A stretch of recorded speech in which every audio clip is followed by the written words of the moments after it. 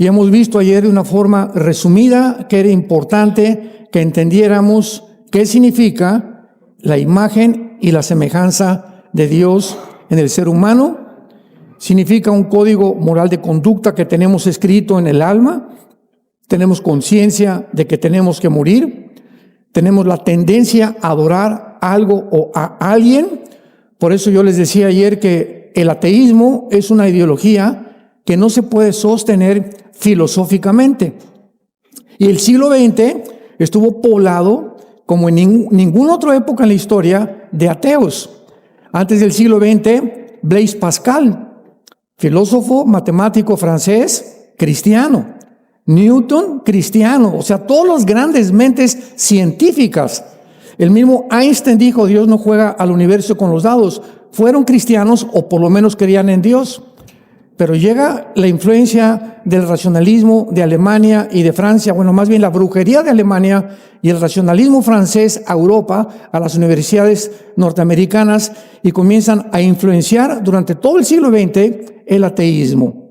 Yo crecí en ese ambiente, los 60, 70, que era un tiempo, me acuerdo en México, en la famosa zona rosa, se juntaban todos los intelectuales a hablar de Jean-Paul Sartre, de Hawkins, de Bertrand Russell, etcétera, etcétera. Y si tú no eras ateo en ese tiempo, te consideraban una persona corriente, una persona vulgar, una persona ignorante. Y cuando comenzamos en los 80 nosotros con nuestra organización para ir a las universidades y comenzar a desprogramar también a los estudiantes, no se imaginan todas las luchas que tuvimos que enfrentar. Porque estaban infectadas la UNAM, el Politécnico, las preparatorias de maestros que se trajeron cuando derribaron a Pinochet en Chile, se los trajeron a México. El presidente Echeverría los trajo para acá, Luis Echeverría, a México, y inundaron las universidades en la República Mexicana con maestros ateos, evolucionistas y humanistas completamente. Así que fue un tiempo tremendo. El siglo XXI ha vuelto otra vez a desenterrar una ideología que ya se comprobó que no funcionó, pero así es el hombre de terco, de rebelde y de falta de carácter. ¿Por qué? Porque no hay más que dos opciones. Si no crees en Dios, eres evolucionista, eres humanista, eres una persona que estás en contra completamente de todos los valores bíblicos y crees que el universo fue formado por un caos, por el Big Bang, y que todo apareció por accidente. Yo todavía en aquel tiempo me acuerdo que les preguntaba a los maestros ateos, bueno, ustedes creen que el universo fue aparecido, ¿verdad? Por un caos, de repente apareció, y yo les preguntaba, ¿qué la nada no produce nada? ¿Quién produjo ese caos? Y además, la materia no produce el pensamiento. Entonces, si el universo fue producido por un caos, ¿quién produjo el pensamiento, la conciencia que tenemos los seres humanos? Porque la materia no produce eso. Bueno, hay tantas preguntas, ¿verdad?, que eran tan tontas que ellos mismos se involucraban en una contradicción bárbara. Y por el otro lado está la creación bíblica.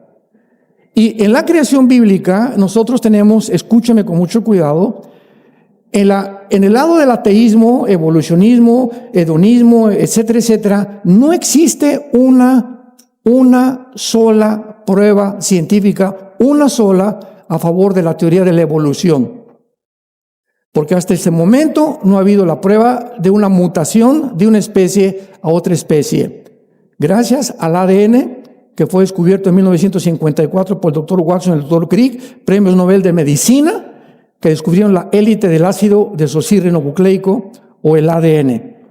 Así que la segunda ley de termodinámica contradice la evolución y la ley de la biología y los aminoácidos contradicen científicamente que venimos de los animales. Y durante un siglo, el siglo pasado, durante un siglo la enseñaron. Y se continúa enseñando, inclusive con una deshonestidad intelectual abominable, como algo científico. Y revistas, ¿verdad?, como National Geographic y el canal en la televisión, lo siguen enseñando porque la única opción es la creación que dice Dios en la Biblia. Y cuando venimos aquí a la Biblia, encontramos que la creación y la forma como Dios describe lo que Él hizo es científico, corroborado por la ley de la física, de la biología, de la genética. Así que la razón por la cual no aceptan esto simplemente es por su soberbia intelectual. Cuando se descubrió el ADN en el 1954, el siglo pasado, el 60% de los científicos en Europa se convirtieron y renunciaron al ateísmo, dándose cuenta que habían sido unos tontos de haber creído algo que se repitió durante tanto tiempo, como lo dijo Joseph Goebbels, el secretario de propaganda de los nazis, de Hitler. Goebbels dijo, si una mentira se repite 100 años, se acaba aceptando como una verdad. Cuando algo se repite y se repite y se repite, la gente lo absorbe, como el tiempo de la pandemia que hablamos ayer. No, que esto y esto, lo acabamos aceptando, porque así funciona el mecanismo interconectado de la mente con el cuerpo humano. Así que cuando venimos a la Biblia, se nos caen las vendas y comenzamos a ver otra dimensión que insospechable, que ni siquiera creíamos que podía imaginar, de tantos programas, porque nacimos, dice la Biblia, en un lenguaje cibernético, nacimos envirulados. Esto es una computadora. Cuando yo nací, me metieron el programa de mi religión. Lo comprobé más tarde, que era una contradicción, que no funcionaba. Después me metió en el programa de Marx, y aquí tenía yo el programa cuando me convertí, de Marx, de Lenin, la dialéctica materialista, etcétera, etcétera. Es el programa que el mundo me metió. O sea, todos estamos envirulados con diferentes programas. Y venimos a la Biblia y comienzan los programas a derribarse dentro de nuestra conciencia y de nuestro intelecto y de nuestra realidad y lógica más elemental de que, ¿cómo es posible que yo haya aceptado eso? O sea, nunca me puse a pensar realmente que cuando un ateo me dice, yo soy ateo, yo le puedo contestar, ¿sabes una cosa? ¿Qué me quieres decir con que eres ateo?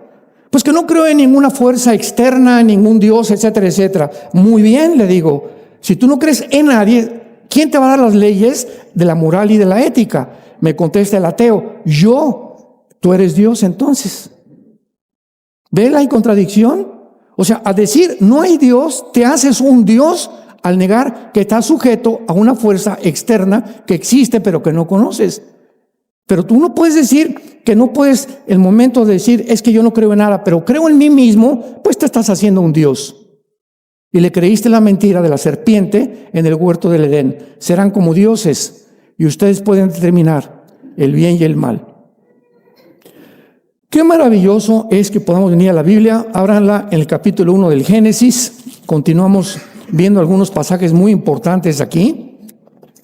Ya vimos en el versículo 27, que Dios crea al hombre, varón y hembra. En otras palabras, Dios crea al conejo y a la coneja, al caballo y a la yegua, al toro y a la vaca, al ardillo y a la ardilla, al hombre y a la mujer, al tiburón y a la tiburona, al balleno y a la ballena, por así decirlo, ¿verdad? O sea, en los pájaros, en los peces, en los insectos, en las mariposas, en todo lo que existe hay dos géneros nada más: hombre, mujer, macho o hembra. Y la razón por la cual haya dos géneros, esto no resultó así nada más de un accidente. Yo recuerdo un maestro que me dijo en una conferencia, en una preparatoria, ¿usted es de esos que dicen que Dios hizo y que de Adán y Eva y las tonterías de la Biblia? Le dije, sí. Le dije, ¿y usted cree en esos que venimos de Chita? Y se puso así, ¿qué me quiere usted decir? Le dije, ¿usted es de esos que dicen que por un accidente apareció el sexo masculino y por otro accidente apareció el sexo femenino y por un tercer accidente un changuito? Le dije, ¿cuántos accidentes cree usted entonces que sucedieron? O sea, es increíble, impresionante cómo Dios crea entonces dos sexos. ¿Con qué propósito?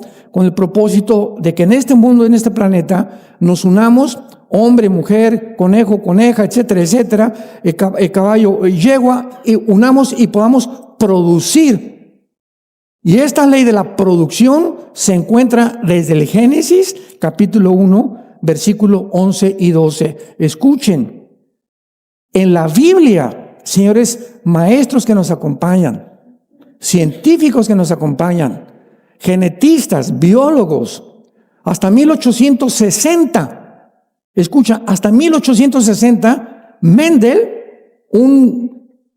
era un religioso, descubre las leyes de la herencia, comienza a mezclar chícharos y se da cuenta que hay algo que transmite un chícharo a otro chícharo, y postuló las leyes de la herencia, y ahí quedaron. Casi no le hicieron caso, y tuvimos que llegar de 1860, son 40 y 50, son casi 90 años hasta el 54, que descubren la molécula del ADN, para corroborar lo que Mendel había experimentado. ¿Y qué se experimentó? Que es imposible la mutación de un perro a un gato, de un caballo a un burro, que no se pueden mezclar dos cosas porque entonces el resultado sería híbrido. Mezclas a un caballo con una burra, ¿qué nace? Una mula. Y la mula nace híbrida porque violó las leyes que desde la primera página de la Biblia se adelantó a Mendel, se adelantó al doctor Watson y al doctor Crick, la Biblia, para establecer las leyes inexorables de la genética. Escuchen, versículo 11 y 12 de Génesis capítulo 1. Esto es asombroso. Después Dios dijo: produzca la tierra hierba verde, hierba que dé semilla, árbol de fruto que dé fruto según su género, que su semilla esté en él sobre la tierra. Y fue así. Produjo pues la tierra hierba verde, hierba que da semilla según su naturaleza, árbol que da fruto cuya semilla está en él según su género. Y vio Dios que era buena. Dios dijo: las uvas, voy a poner un código genético encriptado en la semilla de la uva, para que cuando la uva se siembre, crezcan uvas con las características saludables, las vitaminas que la uva tiene. La semilla, la naranja, tiene otras calidades, para que cuando nazca la naranja sean todas del mismo tamaño, del mismo color, produzcan de acuerdo a la información que tiene cada semilla. Las leyes de la herencia, impresionante. Un gato tiene que producir gatos, un caballo, ganado equino, vacuno. Los seres humanos tenemos que producir seres humanos igual que nosotros. Y cuando el hombre viola estas leyes, como lo están haciendo en los laboratorios clandestinos en Europa, de mezclar ya murciélagos con arañas, que porque la araña produce un hilo mucho más resistente que los hilos de cera que tenemos, y los mezclan con otros insectos, estamos produciendo abominaciones, monstruos que se encuentran en Apocalipsis capítulo 9, que es en lo que va a acabar la raza humana, porque estamos violando las leyes inexorables de la genética que Dios estableció. Por eso la genética, los aminoácidos biológicamente impiden la evolución, son los ladrillos de la vida. La segunda ley de termodinámica se establece que todo se está degenerando en proceso de descomposición. El Sol está perdiendo millones de toneladas de masa por segundo. Contradice completamente la evolución.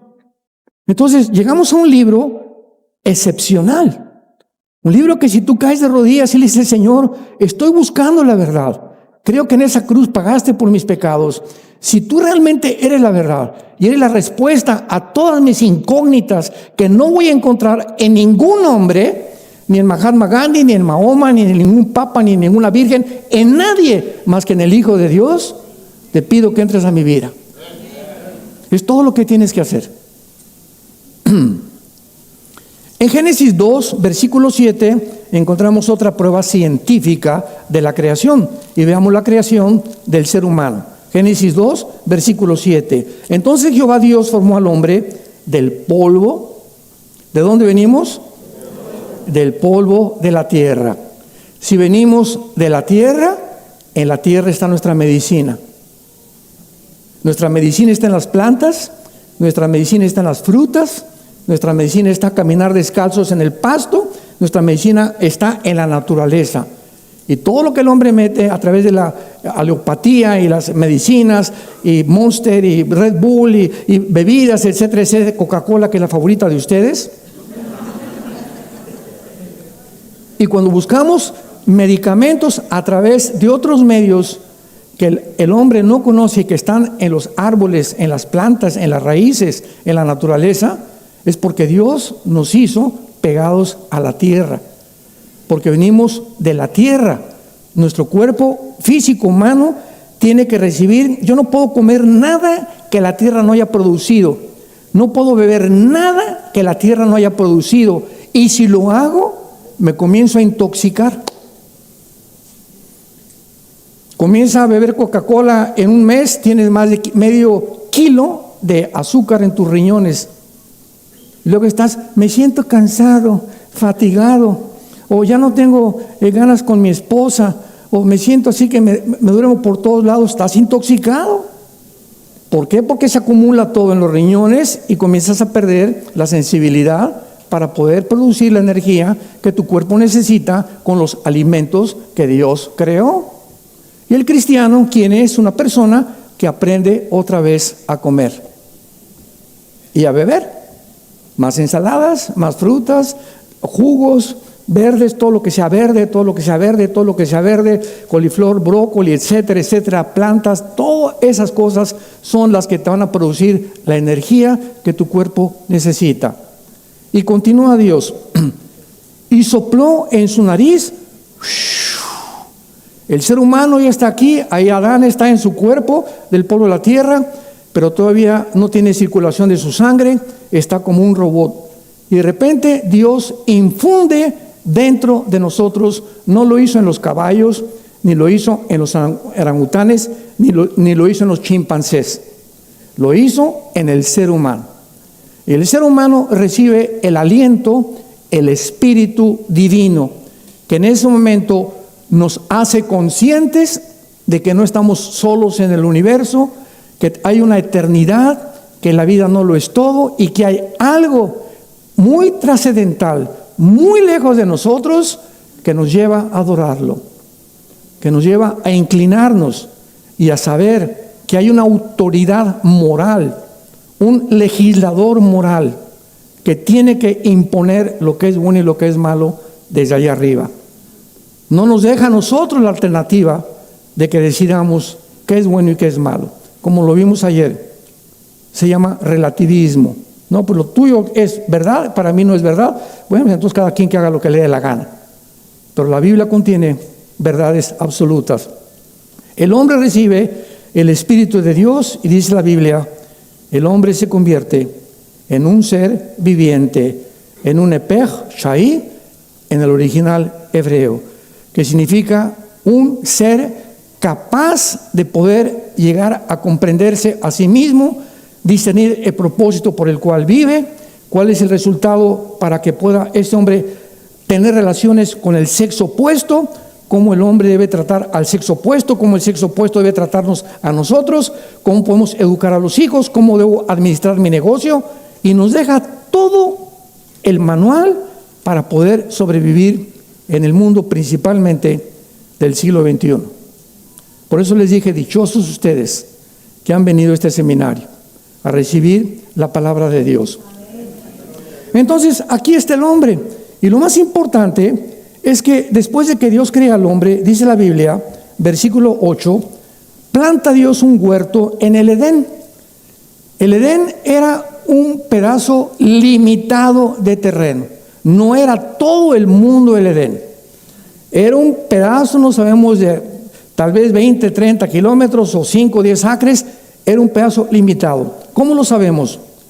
Porque ahí en el Edén, en ese terreno, Dios planta un huerto al oriente.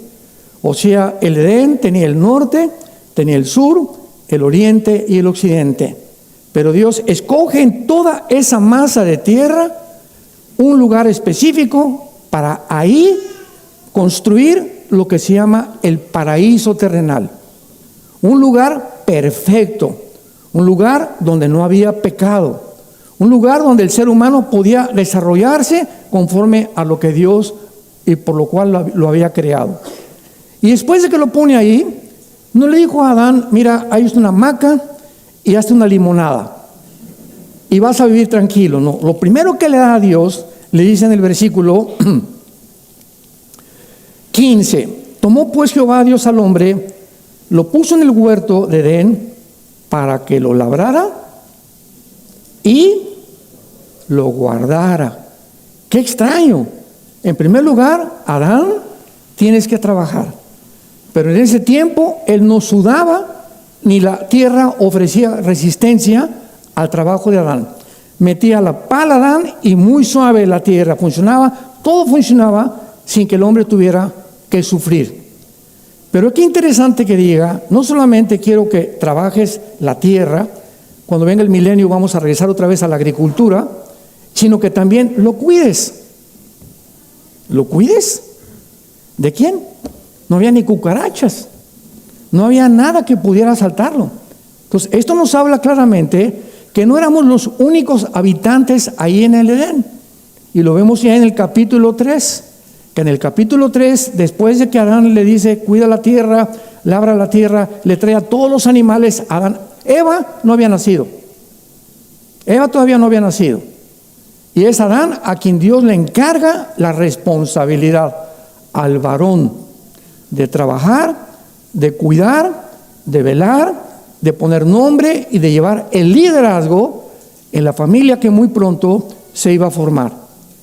Y ya después de que Adán le da todas las responsabilidades Dios, estoy de una forma resumiendo todo esto, Dios pone a dormir a Adán. La primera operación quirúrgica sin anestesia. Y de la costilla, de la tetzela en el hebreo, o sea, de la parte de aquí, saca del material genético. Adán tenía cromosoma, acuérdense, YX, son los cromosomas que poseemos los varones. Entonces, saca de ese material genético y crea a una mujer. Dice el versículo 21, Dios hizo caer sueño profundo a Adán, mientras dormía, toma una de sus costillas, es la palabra hebrea tetzela, y cerró la carne en su lugar. Y de la costilla, o sea, de algo de nosotros, de los varones, saca la mujer. Qué interesante que la ciencia ha descubierto que precisamente la sangre se forma, ¿en dónde? En los huesos. De ahí se forma la sangre.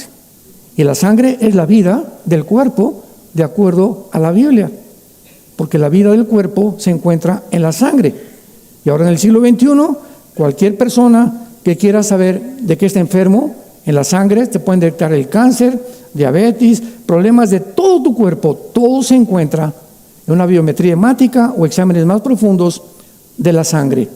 Entonces, vean ustedes con mucho cuidado de qué forma Dios hace a la mujer. Y entonces, ya que Dios trae a la mujer, antes Dios vio, Adán, a Chita, no esa como compañera, no la hace. La yegua, no menos, buen amigo del hombre. Mira, mi perrita, ¿verdad? También es muy buen amigo del hombre, los perros, etcétera, etcétera. Pero no, o sea, no. Entonces Dios dice, y Dios vio que el hombre estaba solo y que no quería que estuviera solo, le voy a hacer ayuda idónea para él. Y esta palabra, asa etzer, en el hebreo significa, voy a traer a alguien que lo ayude a comprender que él solamente es una media naranja y que necesita la otra media naranja para complementarse, para que ya no sea este ni esta, sino que los dos sean los dos en unidad, en armonía, uno delante de mí. Y solamente así los dos unidos van a funcionar y van a cumplir el propósito para el cual yo tengo para la humanidad. No quiero que nunca se separen, nunca, porque vas a buscar otra media naranja y nunca vas a encontrar quien realmente se pueda complementarse contigo, más que la mujer que yo te he dado, la que tienes ahorita a tu lado. Entonces, cuando Dios dice que el hombre estaba de alguna manera incompleto y que lo que nos completa es ella, y lo comienzo a entender que hay cosas de la mujer que yo no tengo. Hay cosas de la mujer que ellas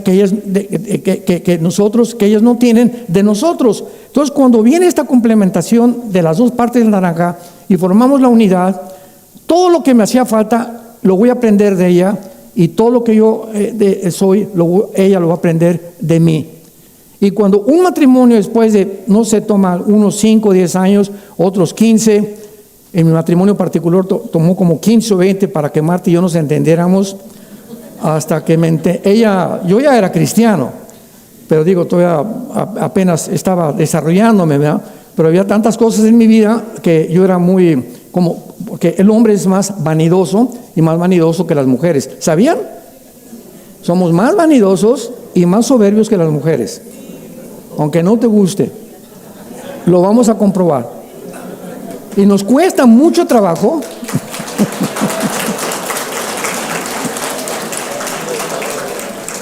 Nos cuesta muchísimo trabajo porque hemos sido educados en el machismo, en que ella es solamente, como decían los griegos, los romanos, los machos mexicanos, ¿verdad? Etcétera, etcétera. La mujer nada más para la cama y para hacerme los huevos con chorizo. Y yo voy acá y puedo hacer lo que me da la gana. Esa es la educación intelectual estúpida que recibimos los hombres, y el programa lo tenemos aquí, pero bien metido, y continuamos considerando a la esposa como algo de segundo. Tómala y déjala. Y si no funcionas, hay otras mejores, o si no estoy a gusto contigo, me busco una amante. Y rompemos todo el patrón y todo el programa que Dios estableció para que seamos felices, sin darnos cuenta que todas esas decisiones solamente acarrean nuestra desgracia, nuestra ruina y nuestra miseria en la que viven muchos hombres, porque han violado los principios más elementales de Dios. Entonces, una vez que ya trae Dios, vean ustedes lo que dice el versículo 23. Entonces dijo Adán: esto, o sea, ella, ahora es hueso de mis huesos, carne de mi carne. Esta será llamada varona, porque del varón fue tomado. La palabra en hebreo esta será isha, porque del ish fue tomado. Ish en el hebreo es hombre, isha es mujer. Este es isha, yo soy ish, porque de mí salió. Y si de mí salió, ella tiene algo de mí, y ahora yo necesito saber qué tiene ella para yo aprender de ella. Y de ahí en adelante, Dios nos manda un mensaje importantísimo. Y es el siguiente: el matrimonio es el gimnasio de Dios. Ahí es donde aprendemos se forma el carácter, donde desarrollamos la paciencia. Esta ya no la aguanto, pues a propósito Dios te la dio así. Porque eres un impaciente, más bien somos impacientes por naturaleza. Y esta no me hace la comida como yo quiero, a propósito Dios está permitiendo que quemen los huevos. Y comenzamos a creer, ¿verdad?, que no es que nada de lo que hace me gusta, ni como barre, ni como duerme, y ronca, parece tractor en reversa en las noches. Y todos los detalles que nosotros usamos, imagínense esto, para divorciarse. Como había rabinos que decían que si le encontraban a la esposa que no cocinaba bien y que roncaba, podían divorciarse. A ese grado. Y ahorita cuando tratamos con problemas con matrimonios, por ejemplo, llega una mujer: oiga, pastor, necesito a mi esposo. Lo primero que los pastores hacemos es: muy bien, doña Chole, ¿usted cómo está delante de Dios? Usted viene a acusar a su esposo, pero vamos a comenzar. ¿Usted cómo está con Dios? Antes de poner el dedo a su esposo, ¿usted tiene una relación con Dios vertical? ¿Usted es una persona que ama la Biblia? ¿Es una persona perdonadora? Entonces, antes de buscar cambiar a su esposo, ¿sabe una cosa? Usted no ha cambiado y no lo va a cambiar hasta que cambie usted. Y viceversa. No, mi esposa, espérame tantito, ¿tú cómo estás delante de Dios? No, pues vamos a comenzar contigo. Así somos, queremos cambiar a los demás sin entender que nosotros hay muchas cosas que no hemos cambiado. Y Dios va a permitir ese matrimonio más años en tu vida y en mi vida hasta que sigamos aprendiendo el uno del otro, que no somos perfectos y que nos necesitamos. Si hay un bebé allá afuera, hay quien los pueda cuidar, ¿eh? Y finalmente, dice el versículo 24, lo que es el matrimonio. El matrimonio son 3 cosas. Miren qué simple. El matrimonio son 3 cosas. Por tanto, dejará el hombre a su padre y a su madre. Número 1, el matrimonio es: mamá, bye. Papá, bye. Hermanitos lindos, bye. Perro Fido, bye. Mi perico, mi gato, bye. Y dejo la familia con la cual crecimos, aquí está atrás, y doy un paso adelante para formar otra nueva familia. Y ahora mi esposa tiene la prioridad sobre mis padres, mis hermanos, mi Fido y las cosas del pasado. Papá, te voy a seguir respetando. Mamá, te voy a seguir respetando y los voy a seguir honrando. Pero de aquí en adelante, que nadie se meta con mi esposa, porque es mi prioridad. Y ahora yo vivo para hacerla feliz a ella, para formar con ella un hogar. Y cualquiera de ustedes que hable mal, no regreso con mi esposa, con mis cuñados, ni con mis parientes, porque no tratan a mi esposa como la deberían de tratar. Porque si le hacen daño a ella, me lo están haciendo daño a mí. Dejará el hombre a su padre. El matrimonio es abandonar la antigua familia y formar la nueva. Ahora imagínense cuántos recién casados llegan al grado de traer hasta a la suegra a la luna de miel. Eso ya es el colmo, ¿verdad? ¿Se imaginan ustedes? O sea, eso ya sería romper completamente todo el programa de Dios. O sea, por el amor de Dios, los que se acaban de casar, nosotros como padres, dejémoslos vivir. No nos metamos en sus asuntos más que para consejería. Y si los visitamos, por el amor de Dios, si eres papá, si eres suegro, no estés más de 1 o 2 semanas viviendo con ellos, porque el muerto y el arrimado apestan a los 3 días. No fuimos hechos para tener gente a nosotros. Es un matrimonio, tienen que crecer, van a enfrentar problemas. Aquí estamos, mi hijita, yo te ayudo, pero te casaste, te amolaste. No vas a encontrar al hombre perfecto, ni no va a haber, siempre habrá problemas en la atención por poder combinar nosotros nuestras responsabilidades, por nuestra humanidad. Pero ahí es donde Dios está afinando nuestro carácter y formándonos el carácter de Jesús en nuestro corazón. En segundo lugar, se unirán a su mujer y serán una sola carne, ¿verdad? Dios usa el sexo, que es uno de los impulsos biológicos más preciosos que hay, para ser usados. Escuchen muy bien, el sexo Dios lo crea. Él es el autor, no el sexólogo de la televisión, ni fulana de tal, ni Oprah, ni nadie que te aconseje. Es Dios el autor de la vida y de lo que tenemos. Y Dios usa el sexo para ser usado única y exclusivamente en la dimensión del matrimonio. Antes del matrimonio se llama en la Biblia fornicar. Y en la fornicación está el lesbianismo, homosexualismo, bestialismo, pederastia, pedofilia, como le quieras llamar. Cualquier uso del sexo antes del matrimonio está prohibido por Dios. Y está completamente corroborado, confirmado por la misma ciencia. Y si dentro del matrimonio tú tienes sexo con alguien que no es tu esposa o con alguien que no es tu esposa, la Biblia le llama adulterio. Y dice Hebreos 13, versículo 4, a los adúlteros Dios los juzgará. En ese momento, en un matrimonio, se rompe la fidelidad, se rompe la confianza, como lo vamos a ver más adelante, y en ese momento la tensión aumenta. Porque una mujer que ha descubierto que su esposo le es infiel, te pregunto si eres varón, ¿cuántos meses o años crees que a ella le van a cerrar las heridas de la desconfianza de saber que si lo hiciste una vez lo puedes volver a hacer? No, se pueden reparar, porque la sangre de Cristo nos limpia de todo pecado, ¿verdad? Pero va a tardar años, porque hay maridos, es que mi esposa, esto y el otro, hoy, ¿hace cuánto que tuviste ese problema con tu esposa? Pues hace un año. Pues ahora espérate y vas a pagar ahora 1 o 2 años a que ella sea sanada, y que tú vas a tener que demostrarle que es digna de tu confianza otra vez, y te va a tomar mucho tiempo. Es el precio que vas a pagar por el adulterio. Entonces es algo sagrado el sexo dentro del matrimonio. Y usado fuera del matrimonio, ¿verdad? Los jóvenes ahora pues ya tienen relaciones sexuales antes de casarse para probar si es el uno con el otro. Están fornicando, y eso está prohibido delante de Dios. Vayamos al libro de Proverbios rápidamente y veamos lo que la Biblia dice acerca de este tema. Proverbios capítulo 5, versículo 18.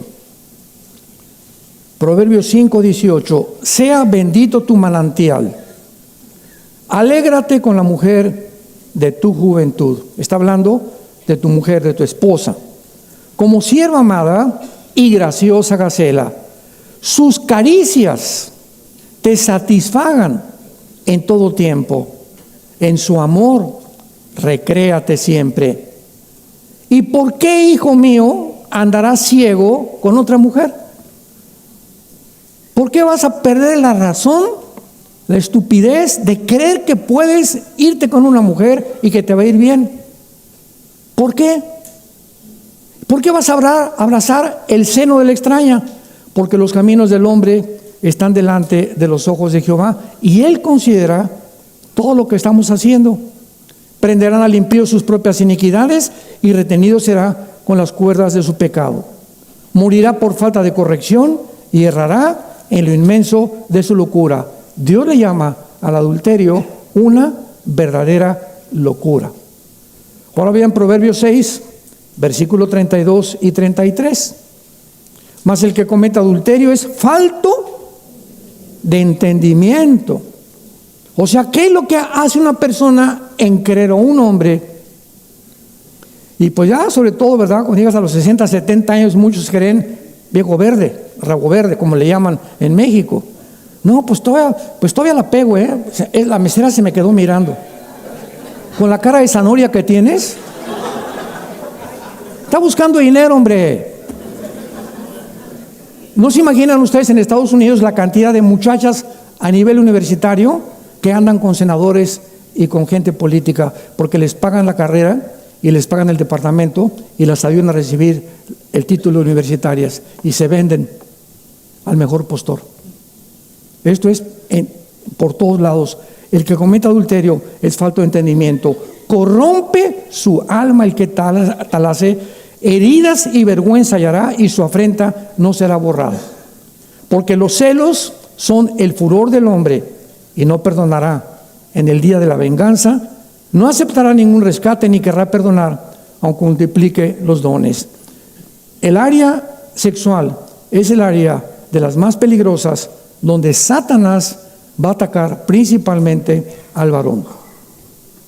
Ahorita vivimos un tiempo, ahorita estábamos desayunando, y ahorita, bueno, en cualquier lado donde vivas, en México, en cualquier lado, vean ustedes cómo se están vistiendo las mujeres.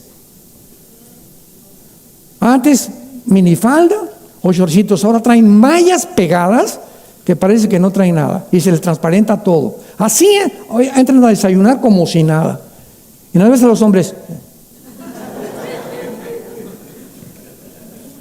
estamos asaltados por todos lados con el sexo, para anunciar el jabón, para anunciar los refrescos, para anunciar los carros. Todo es sexo, sexo, sexo, sexo, pornografía, impresionantemente. Ahorita les contaba a mis pastores, en este año pasado, en el estado de Texas han caído 12 pastores por adulterio. 12 hombres que se metieron a pastorear iglesias que no tenían el carácter desarrollado para enfrentar las tentaciones. Hombres políticos, bueno, ya ni se diga, ¿verdad? Artistas de cine, pues ya ni se diga tampoco. Pero vemos cómo el adulterio ha entrado a las iglesias y está atacando principalmente a muchos líderes. ¿Por qué? Porque no han considerado el entendimiento que tenemos que tener, que mi esposa la tengo que amar y tengo que comenzar a disciplinar lo que veo. Veo un bikini o veo una muchacha ya sin el brasier, ya la vi, pues ya ni modo, ya la vi, pero no le voy a hacer así. No la voy a monitorear ni la voy a filmar. Tal vez se me quedó aquí, Padre, en el nombre de Jesucristo, trayendo todo pensamiento a la cautividad a Cristo Jesús. No quiero pensar, amo a mi esposa, y comienzas a aferrarte y tu mente comienza a transformarse, y cuando viene la tentación estás listo para enfrentarla, porque nadie cae en adulterio de la noche a la mañana. Nadie. El que cae en adulterio, ya tenías un mes con pornografía, 2 meses viendo las piernas de tu secretaria, y tarde o temprano, sin que te des cuenta, todo esto nos debilita, y cuando viene la tentación, no podemos más que caer en adulterio. Porque ya tenemos 1, 2, 3 meses viendo pornografía, o viendo muchachas, o desnudando a una muchacha de los pies a la cabeza, y tarde o temprano tienes que caer en el pecado.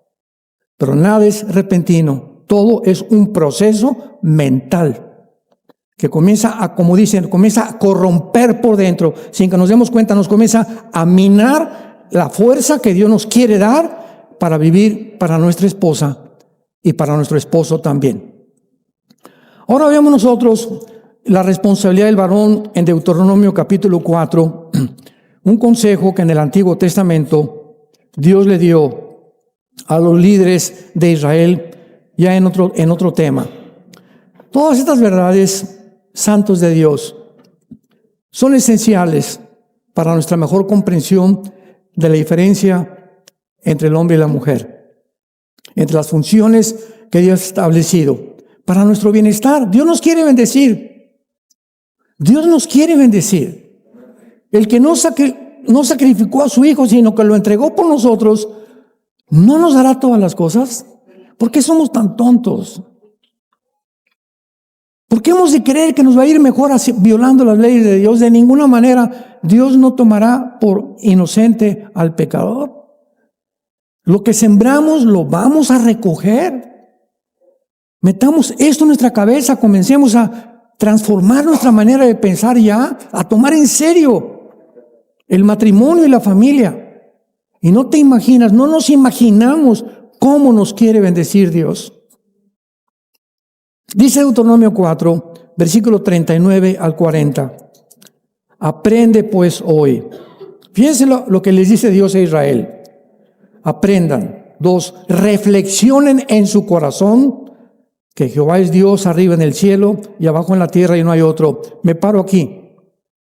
Aprende que Dios, desde que nos levantamos hasta que nos acostamos, sus párpados nos examinan, sus ojos nos ven las 24 horas del día. Lo que yo pienso, las revistas que yo leo, los programas cuando estoy en el hotel yo solito de televisión, cuando yo viajo solo, cuando voy por acá, cuando ando con mis amigos. Dios tiene un concepto, como si la oíta en la inteligencia artificial. Nos está dando respuestas impresionantes. Imagínense la mente de Dios. Ahora, ¿qué significa esto? Y he aprendido que no me voy a salir con la mía nunca, nunca, nunca. He aprendido que no puedo engañar a Dios. Me puedo engañar a mí mismo, pero no te puedo engañar a ti, Señor. Y si tengo esto en mi cabeza completamente consciente, ¿saben cómo se llama en la Biblia?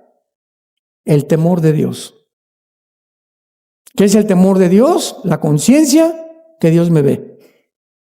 ¿Por qué la gente hace lo que hace o los cristianos hacen lo que hacen? Porque creen que ya no los ve Dios. Porque si lo creyeran, no harían las cosas que hacen a escondidas. Ya perdiste el temor de Dios. Y si tú pierdes el temor de Dios, pierdes todo en tu vida. Aprende entonces esto. Versículo 40. Y guarda sus estatutos y sus mandamientos, los cuales te mando para que te vaya bien. Quiero que te vaya bien, hijo. Te quiero bendecir. Quiero bendecir a tus hijos. Quiero bendecir tu trabajo. Quiero bendecir tu mente. Quiero que tengas paz. Quiero que puedas discernir lo que está pasando en el mundo y no temas.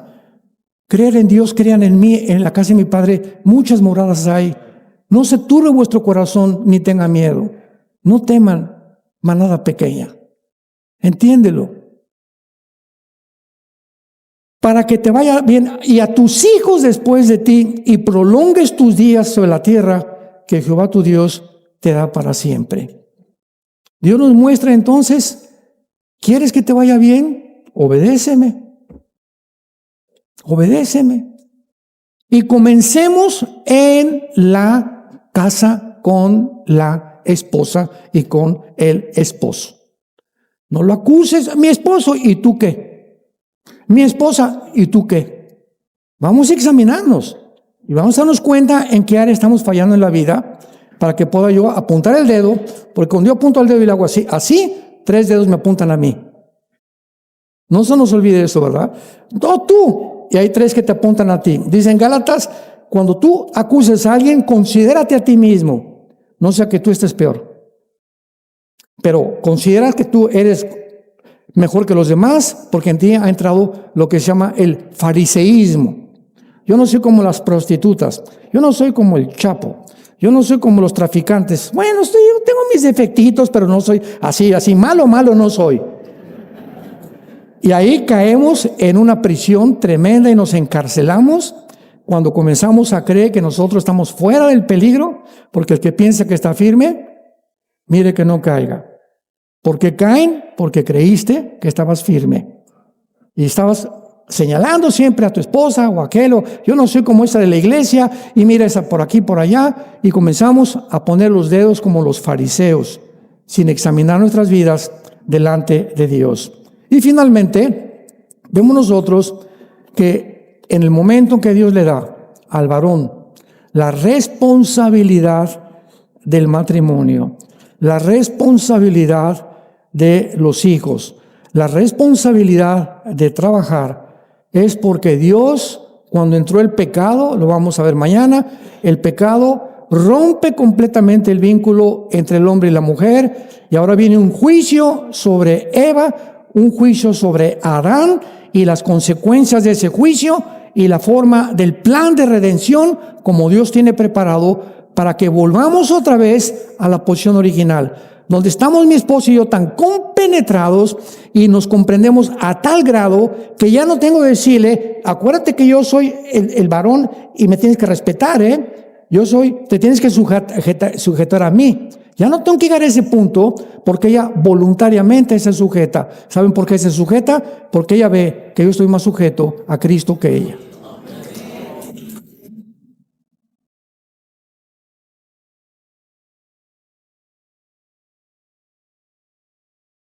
Y ha sido lo más mal interpretado en el cristianismo. ¿Verdad? Pues que el varón es el liderazgo, 1 Corintios 11:3, el padre es cabeza de Cristo, Cristo es cabeza del hombre y el hombre es cabeza de la mujer. Y los hombres, por eso es el machismo, ¿no? Te tienes que meter a mí y ahora vamos a ver pornografía, y hace esto y el otro, espérame un ratito. Eso no es la sujeción. Ya violaste completamente los límites que Dios trazó de la moral para que tú puedas entender lo que es la sujeción, que lo vamos a ver hoy en la tarde. Pero cuando llegamos a ese punto, les repito, en mi matrimonio tenemos 33 años de casados, Marta y yo, me tomó mucho tiempo, ya siendo cristiano me tomó tiempo verme a mí mismo como me estaba viendo Dios. Y pues yo soy predicador y verdad esto y el otro. Bueno, nunca exageré tanta la cosa, ¿verdad? Pero tenía áreas que, bueno, no soy así, otra vez, no soy así como otros maridos que les gritan a las mujeres, pero lo que Dios me veía, yo no entendía que me tenía que exigir más a mí que a cualquier otra persona, por el liderazgo que Dios nos ha encomendado.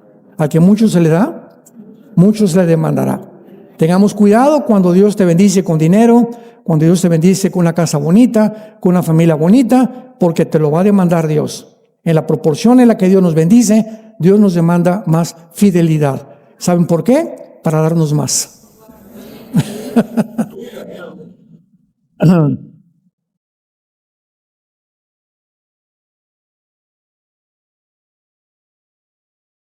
El varón fue creado primero que la mujer, por alguna razón.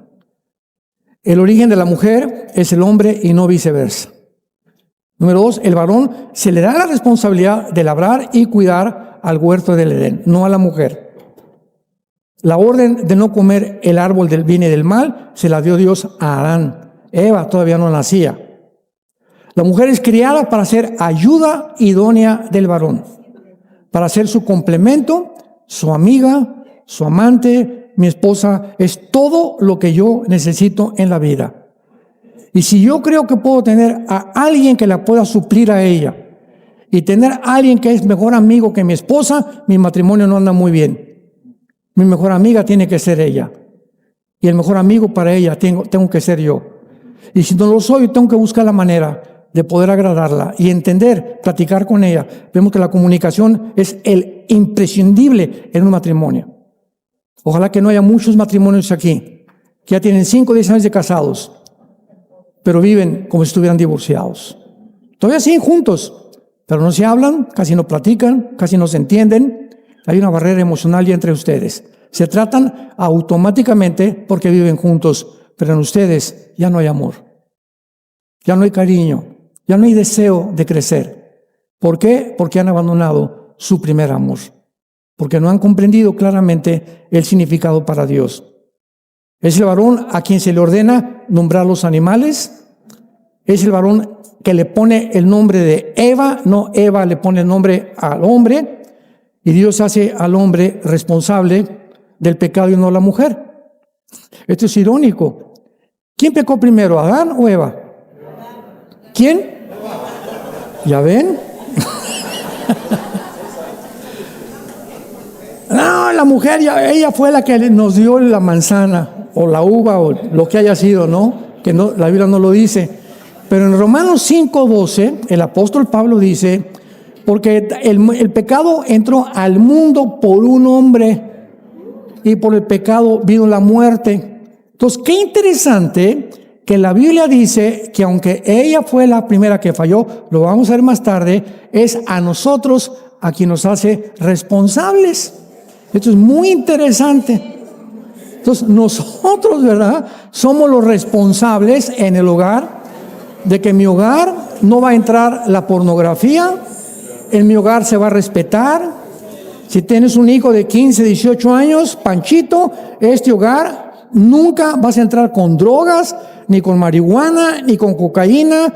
Mijita, yo sé que andas con otra mujer, estás en el lesbianismo, nunca te vamos a dejar de amar, papá y yo. No vas a traer a tu amiguita aquí a la casa. Sí, hijo, ya sabemos que eres gay, te seguimos amando, pero estás en un papel equivocado. Pero la casa la vas a respetar, no vas a entregar a traer a tu amiguito. Y si quieres casarte con tu amiguito, no vamos a ir a tu boda, porque primero está Dios.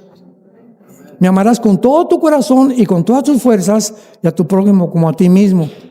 Y el momento que ponemos a algo o a alguien antes de Dios, nos hemos vendido a la idolatría. Es tu hijo, ya se convirtió en algo codependiente de ti, que lo amas más y temes herirlo que herir a Dios. Y hemos perdido nuestro primer amor y todo se desmorona otra vez. Dios nos va a probar a todos en las afecciones que tenemos con la misma familia, para ver si realmente le amamos a Él antes que cualquier cosa. Te damos gracias, Señor, en esta mañana por tu palabra. Bendito sea el Dios y Padre de Jesucristo, nuestro Señor,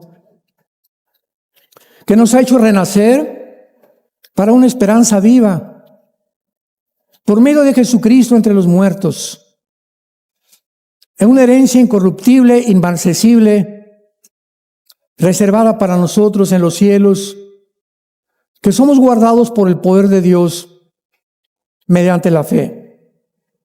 Y si invocamos por Padre a aquel que sin acepción de personas, Dios juzga, conduzcámonos en el temor de Dios durante todo el tiempo de nuestra peregrinación, sabiendo que fuimos rescatados no con oro ni con plata, sino con la sangre preciosa de su Hijo Jesucristo, quien murió y resucitó para que ya no vivamos para nosotros mismos y para que, obedeciendo sus mandamientos, descubramos y encontremos esa paz que sobrepasa todo entendimiento y que guarda nuestros corazones y nuestro pensamiento en Cristo Jesús. en quien seguiremos confiando, porque Él es el ancla segura y firme de nuestra alma. Te amamos, Jesús, y te damos gracias por tan grande salvación. En tu precioso nombre. Amén.